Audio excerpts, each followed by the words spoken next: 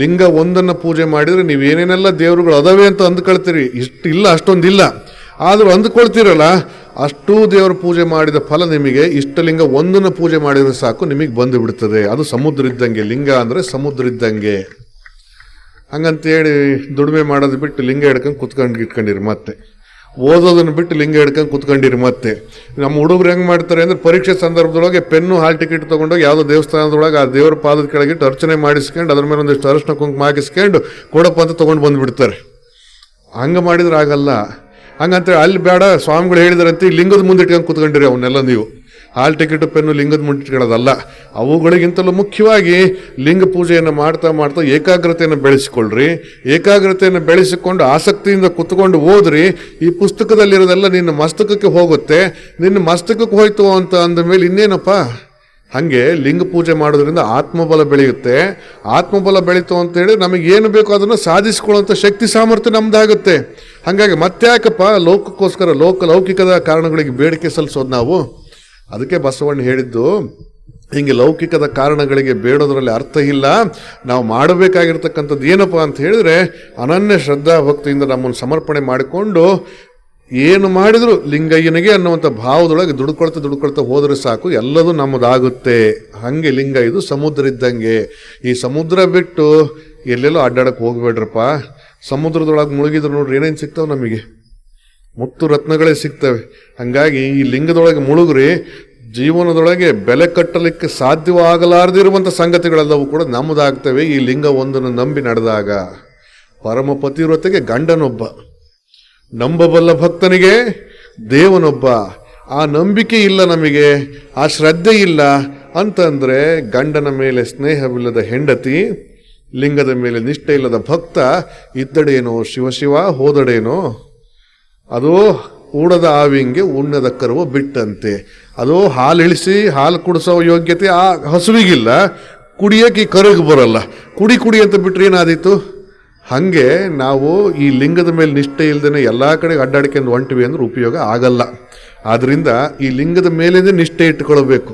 ಆ ನಿಷ್ಠೆ ಇಟ್ಕೊಂಡು ನಾವು ಮಾಡ್ಕೊಳ್ತಾ ಸಾಧನೆ ಮಾಡ್ಕೊಳ್ತಾ ಹೋದ್ವಿ ಅಂದರೆ ಲಿಂಗಯ್ಯ ಅನುಗ್ರಹ ಮಾಡ್ತಾನೆ. ಇಲ್ಲಪ್ಪ ಅಂತೇಳಿ ಲಿಂಗಯ್ಯನ ಅನುಗ್ರಹ ಆಗೋದಿಲ್ಲ. ಬದ್ಧತೆ ಬೇಕದು. ಆ ಬದ್ಧತೆ ಭಾಳ ಮುಖ್ಯ. ಬದ್ಧತೆ ಇಲ್ಲ ಅಂತೇಳಿದ್ರೆ ಏನೂ ಆಗಲ್ಲ ನಮಗೆ. ಒಂದು ಕಡೆ ಬಸವಣ್ಣವರು ಬದ್ಧತೆ ಅನ್ನೋದು ಹೆಂಗಿರುತ್ತೆ ಅನ್ನೋದಕ್ಕೆ ಬಹಳ ಅದ್ಭುತವಾದಂಥ ಒಂದು ಕತೆ ಹೇಳ್ತಾರೆ. ಒಂದು 4 ಸಾಲಿನ ಕತೆ, ಒಂದು ದೊಡ್ಡ ಕತೆ 4 ಸಾಲೊಳಗೆ ಹೇಳ್ತಾರೆ ಬಸವಣ್ಣ. ಎಂಥದಪ್ಪ ಅದು ಅಂತಂದ್ರೆ, ಒಬ್ಬ ಪತಿವ್ರತ ಸ್ತ್ರೀಯ ಕಥೆಯನ್ನು ಹೇಳ್ತಾರೆ.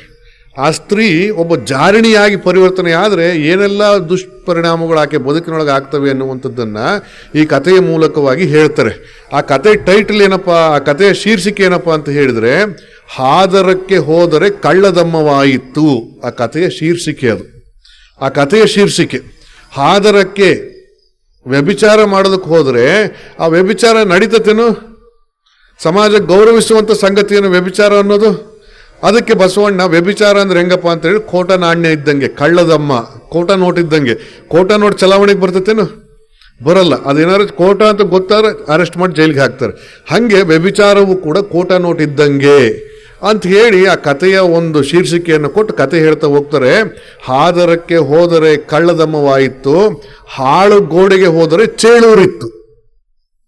ಆಕೆ ಏನು ಮಾಡಿದ್ಲು ಅಂತಂದ್ರೆ, ಒಬ್ಬ ಯಾರೋ ಒಬ್ಬನ ಹೆಂಡತಿ ಆತನ ಜೊತೆ ಸಂಸಾರ ಮಾಡಿಕೊಂಡಿರ್ಬೇಕಿತ್ತು. ಆದ್ರೆ ಒಬ್ಬ ವಿಟಪುರುಷನ ಸಹವಾಸಕ್ಕೆ ಬಿದ್ದು ಬಿಡ್ತಾಳೆ. ವಿಟಪುರುಷನ ಸಹವಾಸಕ್ಕೆ ಬಿದ್ದು ಮನೆಗೆ ಸೇರಕ್ಕಾಗೋದಿಲ್ಲ. ಅದಕ್ಕೇನು ಮಾಡಿದ್ಲು ಅಂತೇಳಿ ಒಂದು ಹಾಳು ಗೋಡೆ ಮರಿಗೆ ಹೋದ್ಲು. ಅಲ್ಲಿ ಬಾ ನೀನು ಅಂಥೇಳಿ ಹಾಳು ಗೋಡೆ ಮರಿಗೆ ಹೋಗಿ ಅಲ್ಲಿ ಸೇರೋಣ ಅಂತ ಹೋದಾಗ ಹಾಳು ಗೋಡೆ ಮರಿಗೆ ಸುಪ್ಪತ್ತಿಗೆ ಇರ್ತತ. ಹಾಳು ಗೋಡೆ ಮರಿಗಿನ ಚೇಳು ಹುಳ ಉಪ್ಪುಡಿಗಳಿರ್ತವೆ. ಆಕೆ ಕಾಲಿಗೆ ಚೇಳು ಕಚ್ಚಿಬಿಡ್ತು. ಚೇಳು ಕಚ್ಚಿದಾಗ ಹೆಂಗಾಗ್ಬೇಡ ಆಕೆ ಪರಿಸ್ಥಿತಿ. ಹಾಳು ಗೋಡೆಗೆ ಹೋದರೆ ಚೇಳೂರಿತ್ತು, ಅಬ್ಬರವ ಕೇಳಿ ತಳವಾರ ಹುಟ್ಟ ಸೀರೆಯ ಸುಲಿದ. ಆ ಚೇಳು ಕಚ್ಚಿದಾಗ ಉರಿತಾಳಕ್ಕಾಗದೆ ಜೋರು ಬಾಯಿ ಬಡ್ಕೊಳಕ್ ಶುರು ಮಾಡಿದ್ಲು, ಒದ್ದಾಡಕ್ಕೆ ಶುರು ಮಾಡಿದ್ಲು, ಕಿರ್ಚಾಡೋದಕ್ಕೆ ಶುರು ಮಾಡಿದ್ಲು. ಹಂಗೆ ಒದ್ದಾಡಿ ಕಿರ್ಚಾಡಿ ಮಾಡ್ತಿದ್ದಾಗ ಅವನೇನು ಮಾಡಿದ, ವಿಟಪುರುಷ ಕಾಲು ಕಿತ್ತ ಅಲ್ಲಿಂದ. ಇದು ಯಾಕೋ ಸರಿ ಹೋಗಲ್ಲ, ಜನಗಳ ಕೈಗೆ ಸಿಕ್ಕಾಕೊಂಡ್ರೆ ಮರ್ಯಾದೆ ಹರಾಜಾಗುವಂಥದ್ದಿದು ಅಂಥೇಳಿ ಅಲ್ಲಿಂದ ಕಾಲು ಕಿತ್ತ. ಅವಾಗ ಆ ಕಾಲ್ ಕಿತ್ತ ಇವಳು ಅಲ್ಲಿ ಒಬ್ಬಳೆ ಬಾಯಿ ಬಡ್ಕೊಳ್ತಿದ್ದಾಳೆ. ಬಾಯಿ ಬಡ್ಕೊಳ್ತಿರ್ಬೇಕಾದ್ರೆ ಊರ ತಳವಾರ ಅಂದ್ರೆ ಇವತ್ತು ಜಾತಿ ತಳವಾರ ಅಂತ ಭಾವಿಸ್ಕೊಳ್ಳೋದಲ್ಲ. ತಳವಾರ ಅನ್ನೋದು ಅದು ಕಾಯಕದ ಹೆಸರು. ಅದು ಅವತ್ತಿನ ಕಾಲಕ್ಕೆ ಅವ್ರು ಏನ್ ಮಾಡ್ತಿದ್ರು ಅಂದ್ರೆ, ಇವತ್ತು ಗೂರ್ಖಾಗಳು ಬರ್ತಾರೆ ನೋಡ್ರಿ, ಹಿಂಗೆ ಟೊಕ್ ಟೊಕ್ ಟೊಕ್ ಅಂತ ರಸ್ತೆ ಮೇಲೆ ಬೆತ್ತ ಬಡ್ಕೊಂಡು ರಾತ್ರಿ ಹೊತ್ತು ಗಸ್ತು ಕಾಯ್ತಾ ಇರ್ತಾರೆ. ಹಂಗೆ ಊರು ಗಸ್ತು ಕಾಯುವಂಥವ್ರು, ಊರನ್ನ ರಕ್ಷಣೆ ಮಾಡುವಂತ ಉದ್ಯೋಗಕ್ಕೆ ತಳವಾರಿಕೆ ಅಂತ ಕರಿತಾ ಇದ್ರು. ಆ ತಳವಾರ ಏನು ಮಾಡ್ದ, ಈಕೆ ಗದ್ಲ ಕೇಳಿಸ್ಕೊಂತಲ್ಲ, ಅಬ್ಬರವ ಕೇಳಿ ಅವನು ಅಲ್ಲಿಗೆ ಹೋಗ್ತಾನೆ. ಯಾರೋ ಹೆಣ್ಣು ಮಗಳು ಕಿರ್ಚಾಡ್ತಿದ್ದಾಳೆ, ಏನೋ ತೊಂದರೆ ಆಗಿರ್ಬೇಕು ಅಂತ ಅವನು ಹೋದ್ರೆ, ಆ ಹೆಣ್ಣು ಮಗಳು ಇರಬಾರ್ದಂತ ರೀತಿ ಒಳಗೆ ಒಬ್ಬ ಮರ್ಯಾದಸ್ಥರ ಮನೆ ಹೆಣ್ಣು ಮಗಳು ಅಲ್ಲಿ ಬಂದು ನಿಂತು ಬಿಟ್ಟಿದ್ದಾಳೆ. ಬರಬಾರ್ದು ಆ ಜಾಗಕ್ಕೆ ಆಕೆ, ಆ ಹೊತ್ತಿನಲ್ಲಿ ಬರಬಾರ್ದು, ಹಂಗೆ ಬರಬಾರ್ದು, ಬಂದು ಬಿಟ್ಟಿದ್ದಾಳೆ.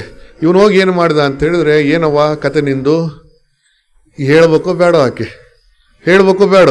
ಕೊನೆಗೆ ಇವನಿಗೆಲ್ಲ ಅರ್ಥ ಆಗಿಬಿಡ್ತು, ಆಕೆಯನ್ನು ನೋಡಿ ಅರ್ಥ ಆಗಿಬಿಡ್ತು. ಅರ್ಥ ಆಗಿ ಅಂದವನು, ಈ ಸುದ್ದಿ ನಾನು ಊರು ತುಂಬ ಎಲ್ಲೂ ಹಬ್ಸಲ್ಲ, ಈ ಸುದ್ದಿ ಊರು ತುಂಬ ಹಬ್ಸಲ್ಲ, ಪಂಚಾಯತಿ ಕಟ್ಟಿಗೆ ಒಯ್ಯಲ್ಲ ನಿನ್ನನ್ನು, ಮತ್ತು ಏನಾರ ಕೊಡು ಅಂತ ಕೇಳ್ತಾನ. ಅವ್ರು ಏನಾರ ಕೊಡು ಅಂತ ಕೇಳಿದಾಗ ಅವಳು ಏನು ಕೊಡಬೇಕು, ತಾಳಿ ಬಿಚ್ಕೊಡೋಕತ್ತೇನು, ಬೆಂಡೋಲೆ ಅಂತ ಬಿಚ್ಕೊಟ್ರೆ ಮನೆಗೆ ಸುಮ್ಮನೆ ಇರ್ತಾರ. ಆಕೆ ಏನು ಮಾಡಿಲ್ಲ ಅಂತೇಳಿ ಮೈಮ್ಯಾಗಿನ ಏನು ಕೊಡೋಕ್ಕಾಗಲ್ಲಪ್ಪ ನನಗೀಗ ಅಂತ. ಅವನೇನಂತ, ಈಗ ಬಿಟ್ಟರೆ ಏನು ಸಿಗಲ್ಲ ನನಗೆ ಅಂತ ಅವನು. ಅದಕ್ಕೆ ಕೊಡೋದಾದ್ರೆ ಈಗಲೇ ಕೊಟ್ಟು ಹೋಗಬೇಕು, ಮೈ ಮೇಲೆ ಸೀರೆ ಕೊಡು ಅಂತ ಕೇಳ್ತಾನೆ ಅವನು. ಅಬ್ಬರವ ಕೇಳಿ ತಳವಾರ ಉಟ್ಟ ಸೀರೆಯ ಸುಲಿದ. ಆಕೆ ಮೈಮ್ಯಾಗಿನ ಸೀರೆ ಸುಲ್ಕೊಂಡ್ಬಿಟ್ಟ. ಮೈಮೇನ್ ಸೀರೆ ಬಿಚ್ಕೊಂಡ್ರೆ ಮತ್ತೆ ಹೆಣ್ಣು ಮಗಳು ಮನೆಗೆ ಹೆಂಗೆ ಹೋಗ್ಬೇಕು, ಹೆಂಗೆಂಗೋ ಅಲ್ಲಿ ಒಂದಿಷ್ಟು ಹೊತ್ತು ಬಚ್ಚಿಟ್ಕೊಂಡು ಇಲ್ಲೊಂದಿಷ್ಟು ಹೊತ್ತು ಬಚ್ಚಿಟ್ಕೊಂಡು ಜನಗಳಿಗೆ ತಲೆ ಮರೆಸ್ಕೊಂಡು ಮೈ ಮರೆಸ್ಕೊಂಡು ಹೆಂಗೋ ಮಾಡ್ಕೊಂಡು ಅಪವೇಳೆ ಒಳಗೆ ಅರೆಬೆತ್ತಲೆ ಒಳಗೆ ಮನೆ ಬಾಗಿಲಿಗೆ ಹೋದ್ಲು. ಗಂಡ ಆ ಸ್ಥಿತಿ ಒಳಗೆ ನೋಡಿ ಸುಮ್ಮನಿರ್ತಾನೆ ಅವನು. ನಾಚಿ ಹೋದರೆ ಮನೆಯ ಗಂಡ ಬೆನ್ನ ಬಾರನೆತ್ತಿದ. ಬಸವಣ್ಣ ಹೇಳೋದು, ಬೆನ್ನ ಮೇಲೆ ಬಾಸುಂಡೆ ಬರಂಗೆ ಬಾರಿಕೋಲ್ ತಗೊಂಡು ಬಾರಿಸಿಬಿಟ್ನಂತೆ. ಯಾಕೆ ಹಿಂಗೆ ಬಂದೆ ನೀನು ಅಂತೇಳಿ, ಅರೆಬೆತ್ತಲೆಯಾಗಿ ಬಂದಿದೀಯ ಅಂದರೆ ಏನೋ ಮಾಡಬಾರ್ದು ಮಾಡಿ ಅಂತೇಳಿ ಚೆನ್ನಾಗಿ ಬಾರಿಸಿಬಿಟ್ನಂತೆ. ಬಸವಣ್ಣವ್ರು ಕೊನೆಗೆ ಹೇಳ್ತಾರೆ, ಅರಸು ಕೂಡಲ ಸಂಗಮ ದೇವ ದಂಡವ ಕೊಂಡ. ಅರಸು ಕೂಡಲ ಸಂಗಮ ದೇವ ದಂಡವ ಕೊಂಡ. ನಮ್ಮೆಲ್ಲರಿಗೂ ಗಂಡ ಅವ ಕೂಡಲ ಸಂಗಮ ದೇವ, ನಮ್ಮೆಲ್ಲರಿಗೂ ಗಂಡ ಕೂಡಲ ಸಂಗಮ ದೇವ.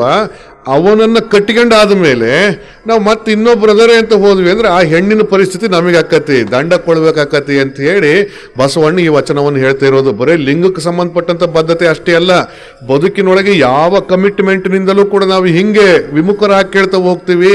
ಇಲ್ಲಿಯೂ ಮಾಡೋದು ಅಲ್ಲಿಯೂ ಮಾಡೋದು ಅಂತೇಳಿ ಮಾಡ್ಕೊಂತ ಹೊಂಟ್ವಿ ಅಂತಂದ್ರೆ ಅನುಭವಿಸ್ಬೇಕಾದೀತು ಅಂತೇಳಿ ಬಸವಣ್ಣ ಒಬ್ಬ ಪತಿವ್ರತ ಸ್ತ್ರೀ ಗಂಡನ ಜೊತೆಯಲ್ಲಿ ಸಂಸಾರ ಮಾಡಿಕೊಂಡಿರ್ಬೇಕಾದಂಥ ಒಬ್ಬ ಹೆಣ್ಮಗಳು ವ್ಯಭಿಚಾರವನ್ನು ಮಾಡಿದ್ರೆ ಆಕೆ ಎಂಥ ದುಸ್ಥಿತಿ ಬರುತ್ತೆ ಅನ್ನೋದನ್ನು ಉದಾಹರಣೆ ಕೊಡೋದ್ರ ಮೂಲಕವಾಗಿ ಬಸವಣ್ಣ ಹೇಳ್ತಿದ್ದಾರೆ. ನಾನು ಗಂಡ, ಈ ಗಂಡ ಲಿಂಗಪ್ಪ ಗಂಡ, ಆತನಿಗೆ ನಾವು ಹೆಂಡತಿಯರು, ಶರಣಸತಿ ಲಿಂಗಪತಿ.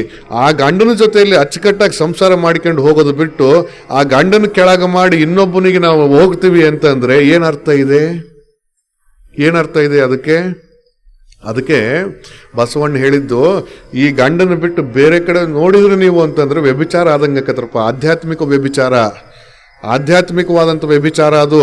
ಆ ವ್ಯಭಿಚಾರವನ್ನು ಮಾಡಕ್ಕೆ ಹೋಗಬೇಡ್ರಿ. ಆ ವ್ಯಭಿಚಾರ ಮಾಡಿದ್ರಿ ಅಂದ್ರೆ ಅನುಭವಿಸಬೇಕಾದೀತು ಆ ಹೆಣ್ಣುಮಗಳ ಥರದಲ್ಲಿ ಅಂತೇಳಿ ಎಚ್ಚರಿಕೆಯನ್ನು ಕೊಡ್ತಾರೆ.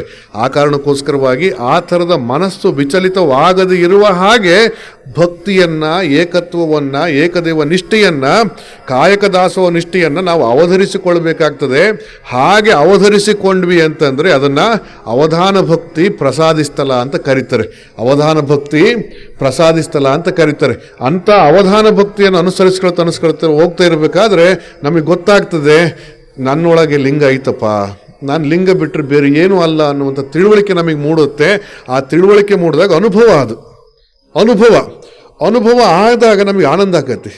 ಎಷ್ಟು ಹುಡುಕಿದೋ ಮಾರಯ್ಯ, ಕಾಶಿ ಹುಡುಕಿದೆ, ಕೇದಾರ ಹುಡುಕಿದೆ, ಮೆಕ್ಕ ಹುಡುಕಿದೆ, ಮದೀನಾ ಹುಡುಕಿದೆ, ಎಲ್ಲೆಲ್ಲಿ ಹುಡುಕಿದೆ, ಹುಡುಕಬಾರದ ಜಾಗದಲ್ಲೆಲ್ಲ ಹುಡುಕಿದೆ.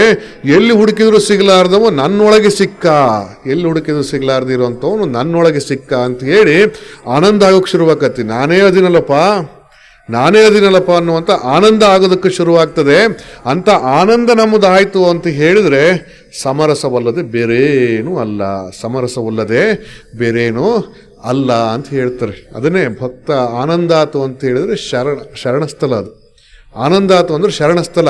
ಆ ಆನಂದ ಆದಾಗ ನಮಗನ್ಸುತ್ತೆ ಎಂಥ ಅನುಭವ ಬರುತ್ತೆ ನಮ್ಮ ಬದುಕಿನೊಳಗೆ ಅಂತಂದ್ರೆ, ನನ್ನೊಳಗೆ ಲಿಂಗದನೆ ಅನ್ನೋದು ಅನುಭವ ಇದೆಯಲ್ಲ, ಅದರ ಜೊತೆಯಲ್ಲಿ ಇನ್ನೊಂದು ಅನುಭವ ಬರ್ತದೆ ನಮಗೇನಪ್ಪ ಅಂತಂದ್ರೆ, ನನ್ನಂತೆಯೇ ಇದೆಲ್ಲದು ಲಿಂಗ ಅನ್ನುವಂಥ ಅನುಭವ ಬರುತ್ತೆ. ಅವಾಗ ಅವನು ಅಂದ್ಕೊಳ್ತಾನೆ, ನಾನು ಶರಣ ಸತಿಯಾಗಿ ಲಿಂಗಪತಿಯಾಗಿ ಜಗತ್ತಿನ ರೂಪದಲ್ಲಿ ದೇವರಿದ್ದಾನೆ ಅಂತೇಳಿ ಆತನಿಗೆ ಭಾವ ಬರ್ತದೆ.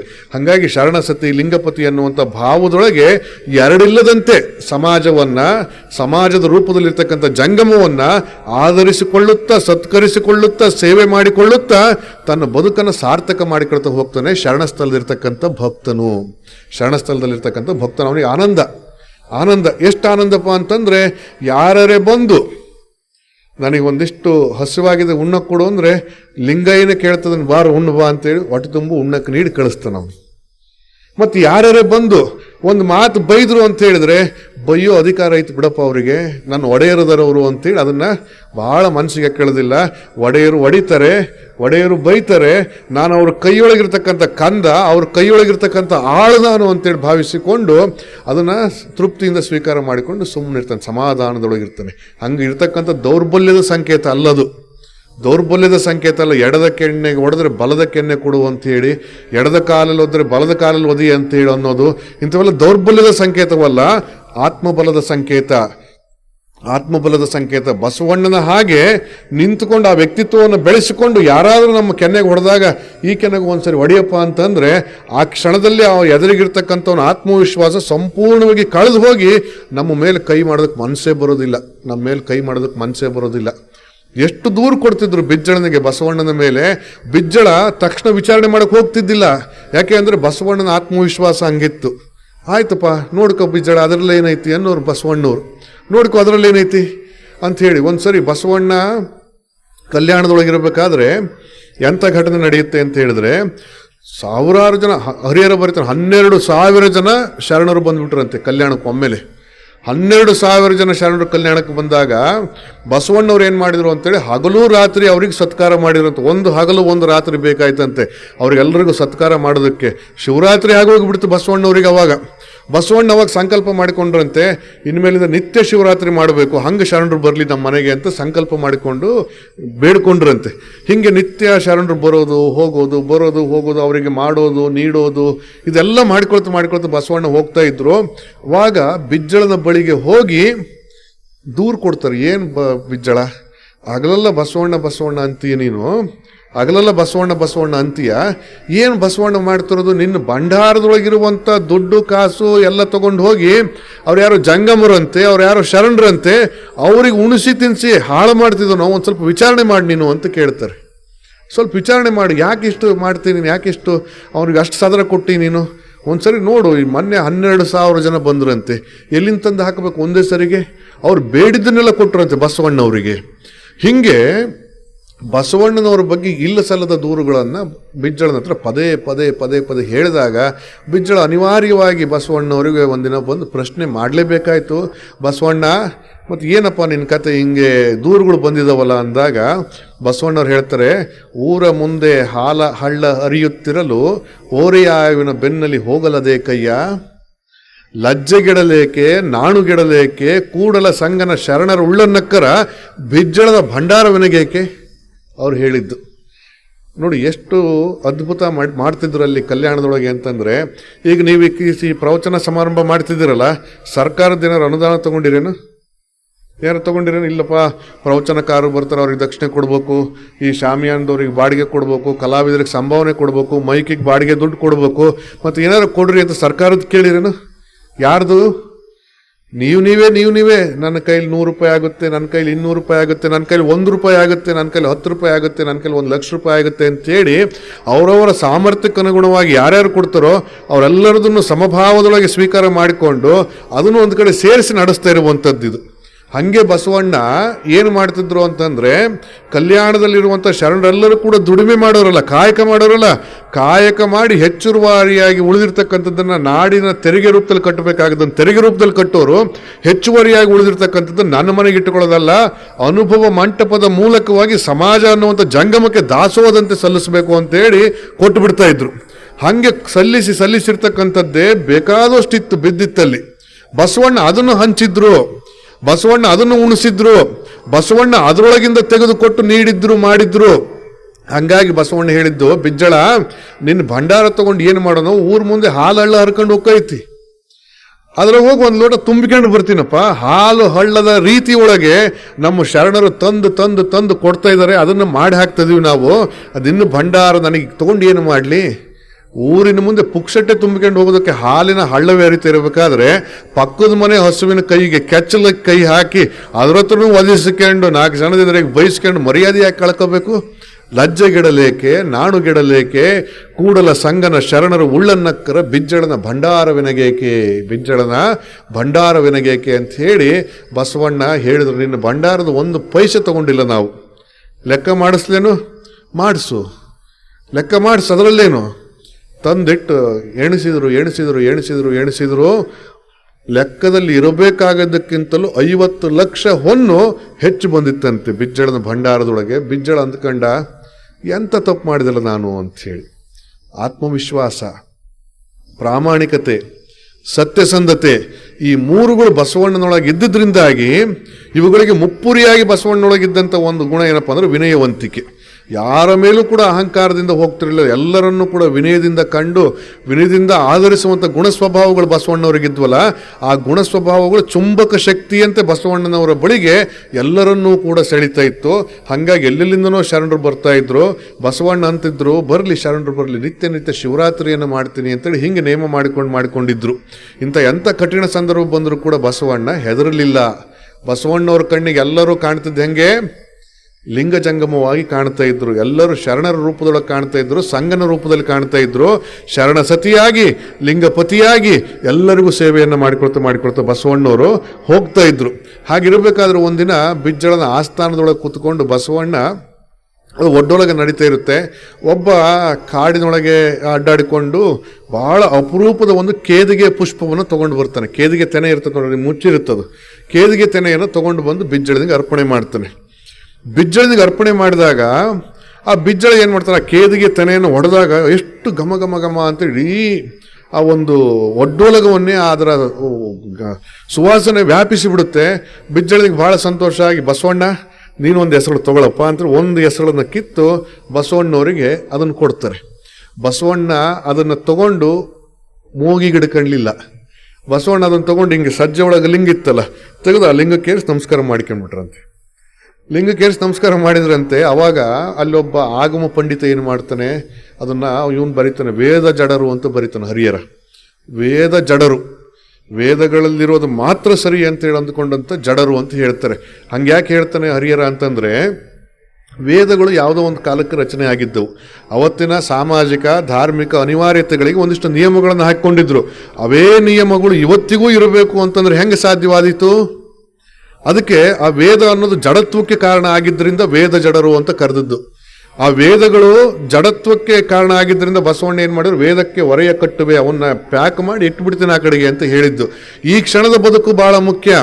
ಈ ಬದುಕಿಗೆ ಏನೇನು ಬೇಕೋ ನೈತಿಕತೆಯ ಮಾರ್ಗದೊಳಗೆ ಅದನ್ನು ಪಡ್ಕೊಳ್ತಾ ಬದುಕೋದು ಬಿಟ್ಟು ವೇದಗಳಲ್ಲಿ ಹೇಳಿದೆ ಅಂತೇಳಿ ವಿಧಿ ನಿಷೇಧಗಳನ್ನು ಹೇರ್ಕೊಳ್ತಾ ಬದುಕೋದ್ರಲ್ಲಿ ಅರ್ಥ ಇಲ್ಲ.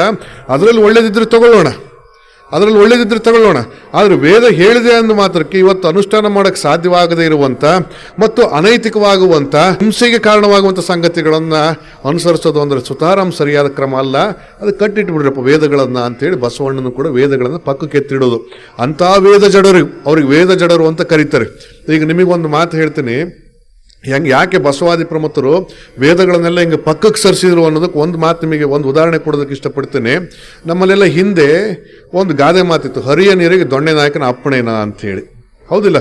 ಹರಿಯ ನೀರು ಯಾರು, ಎಲ್ಲರ ಆಸ್ತಿ ಅದು. ಅದಕ್ಕೆ ಯಾರೂ ಕೂಡ ಒಡೆತನ ಇದ್ದಿಲ್ಲ ಹರಿಯ ನೀರಿಗೆ.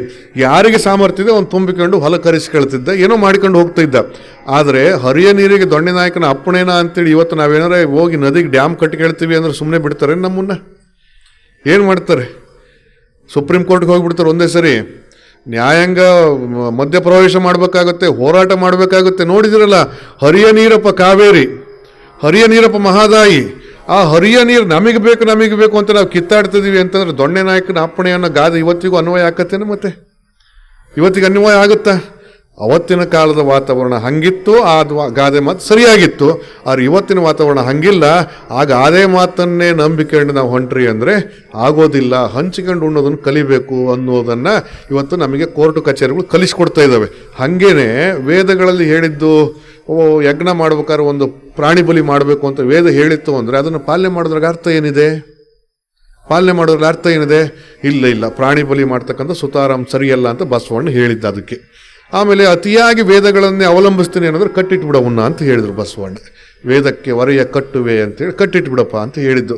ಹಾಗೆ ವೇದಗಳನ್ನೇ ನಂಬಿರ್ತಕ್ಕಂಥ ಜನಗಳು ಏನು ಮಾಡಿ, ವೇದ ಜಡರು ಅಂತ ಕರಿತಾನೆ ಅವನ್ನ.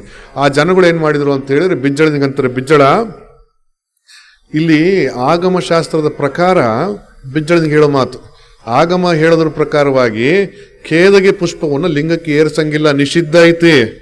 ಬಸವಣ್ಣ ಲಿಂಗಕ್ಕೆ ಏರಿಸಿಬಿಟ್ಟ.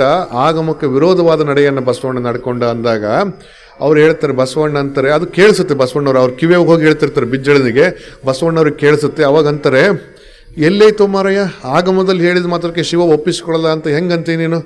ಭಕ್ತಿಯಿಂದ ಕೊಟ್ಟರೆ ಏನು ಬೇಕಾದರೂ ಒಪ್ಪಿಸ್ಕೊಳ್ತಾನಪ್ಪ ಶಿವ. ಭಕ್ತಿಯಿಂದ ಕೊಟ್ಟರೆ ಏನು ಬೇಕಾದ್ರೂ ಒಪ್ಪಿಸಿಕೊಳ್ತಾನೆ. ಹಾಗಾಗಿ ನಾನು ಕೊಟ್ಟಿರ್ತಕ್ಕಂಥ ಈ ಕೇತಗೆ ಪುಷ್ಪವನ್ನು ಶಿವ ಒಪ್ಪಿಸಿಕೊಂಡಿದ್ದಾನೆ ಅಂತ ಬಸವಣ್ಣವ್ರು ಹೇಳ್ತಾರೆ. ಅವಾಗ ಬಿಜ್ಜಳ ಕೇಳ್ತಾನೆ, ಸಾಕ್ಷಿ ಏನು ಬಸವಣ್ಣ, ಸಾಕ್ಷಿ ಏನು ಬಸವಣ್ಣ ಅಂತ ಕೇಳಿದಾಗ ಅಷ್ಟೊತ್ತಿಗಾಗಲೇ ಬಸವಣ್ಣವರ ಪ್ರಭಾವಕ್ಕೊಳಗಾಗಿ ಬಿಜ್ಜಳನ ಆಸ್ಥಾನದಲ್ಲಿರ್ತಕ್ಕಂಥ ಕೆಲವೊಂದಿಷ್ಟು ಜನಗಳು ಲಿಂಗಧಾರಣೆ ಮಾಡಿಕೊಂಡಿದ್ರು. ಅವರ ಸಜ್ಜೆಗಳಲ್ಲಿರ್ತಕ್ಕಂಥ ಲಿಂಗಗಳನ್ನು ನೋಡ್ರಿ ಅಂದಾಗ ಎಲ್ಲ ಲಿಂಗಗಳ ಮೇಲೂ ಕೂಡ ಒಂದೊಂದು ಕೇತಕಿಯ ದಳ ಬಂದು ಬಿದ್ದಿತ್ತಂತೆ, ಕೇತಕಿ ಹೆಸರು ಬಂದು ಇತ್ತಂತೆ, ಕೇತಕಿ ಹೆಸರು ಬಂದು ಇತ್ತಂತೆ. ಅವಾಗ ಅಂದು ಬಿಜ್ಜಳ ಅನ್ನಂತೆ, ಮಹಾನುಭಾವದಿಯಪ್ಪ ನೀನು, ನಿನ್ನನ್ನು ಪರೀಕ್ಷೆ ಮಾಡೋದು ಅಷ್ಟು ಸುಲಭ ಅಲ್ಲೋ ಬಸವಣ್ಣ ಅಂತ ಬಿಜ್ಜಳ ಬಸವಣ್ಣನಿಗೆ ಕೈ ಮುಗಿದ್ರಂತೆ. ಬಸವಣ್ಣ ಕೈ ಮುಗಿದ್ರಂತೆ. ಹಂಗಂತ ಅರ್ಥ ಏನು ಅಂತಂದರೆ, ಕೇದಗೆ ಪುಷ್ಪವನ್ನು ನಾವು ಏರಿಸಿದ ಮಾತ್ರಕ್ಕೆ ಹಿಂಗೆ ಎಲ್ಲರ ಕರಡಿಗೊಳಗೆ ಬಂದವು ಅಂತಲ್ಲ. ಇಲ್ಲಿ ಅರ್ಥ ಮಾಡಿಕೊಳ್ಬೇಕಾದ್ದು ಏನಪ್ಪ ಅಂತ ಹೇಳಿದ್ರೆ, ಅನನ್ಯವಾದ ಶ್ರದ್ಧಾಭಕ್ತಿಯಿಂದ ದೇವರಿಗೆ ನಾವು ಏನು ಅರ್ಪಿಸಿದ್ರು ಕೂಡ ಅದು ಅರ್ಪಣೆ ಆಗುತ್ತೆ. ಎಂಜಲಾಗಿರೋ ಅಂಬ್ಲಿನೇ ಮಾದಾರ ಚೆನ್ನಾಗಿಂದ ಶಿವ ಕುಡ್ದ ಅಂತ ಅನ್ನೋದಾದರೆ ಕೇದಿಗೆ ಪುಷ್ಪ ಯಾಕೆ ಅರ್ಪಿಸಿಕೊಳ್ಳಲ್ಲ?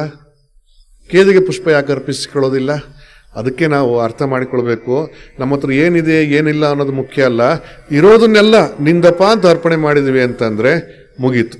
ಇರೋದನ್ನೆಲ್ಲ ನಿಂದಪ್ಪ ಅಂತ ಹೇಳಿ ಅರ್ಪಣೆ ಮಾಡಿದರೆ ಮುಗೀತು. ಹಾಗೆ ನಾವು ಲಿಂಗಯ್ಯನಿಗೆ ನಮ್ಮನ್ನು ಅರ್ಪಣೆ ಮಾಡಿಕೊಂಡು ಸಾಧನೆ ಮಾಡಿಕೊಳ್ತಾ ಬಂದ್ವಪ್ಪ ಅಂತ ಹೇಳಿದ್ರೆ ಈ ಶರಣಸತಿ ಲಿಂಗಪತಿ ಅನ್ನೋದು ಅನುಭವಕ್ಕೆ ಬರ್ತದೆ.